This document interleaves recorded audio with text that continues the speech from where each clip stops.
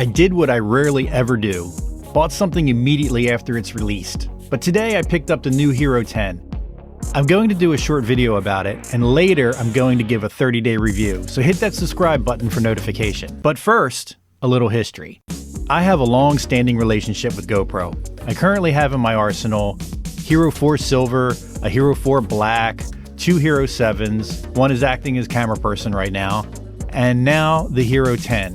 Out of the Hero 4s, I actually prefer the Silver because of the rear display screen. The Hero 4 Black has always been finicky with what SD card you use, the menus are clunky, and with my failing eyesight makes it impossible to mess with without the app, so it generally sits in the case.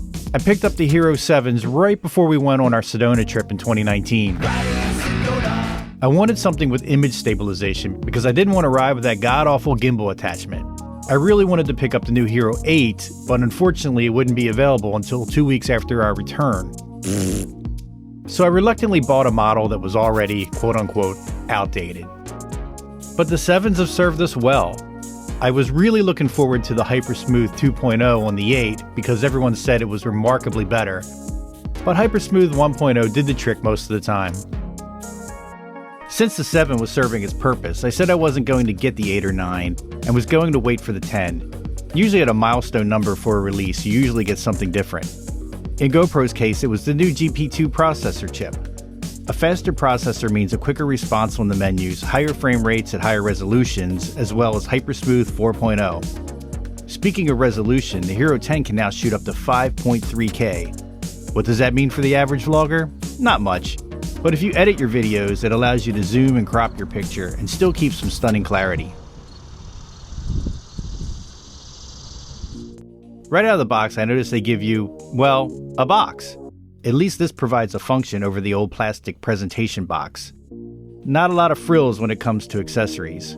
You get a battery, you get a charging cable, and an adhesive mount. That's it. You're going to have to upgrade the firmware right out of the gate, so don't expect to open it up and start shooting. Oh, GoPro, you know how to build suspense. First thing out of the box, the 10 was noticeably bigger. The 7 still needs a separate case for mounting and such, so comparably it's about the same size with the case on. But with the bigger overall footprint, it allows the rear display to be larger than the 7.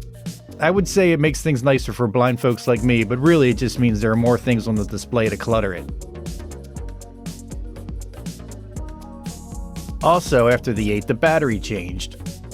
So just about every version of camera I own requires a different battery. That gets costly. If you're looking to buy a new action cam or upgrade the one you have, I'll be putting this one through its paces in the coming weeks, and will report back an honest opinion. I'm not a preferred marketer like some of the larger channels, so I didn't get one of these mailed to me 3 weeks ago free of charge to review and have a video ready by release day.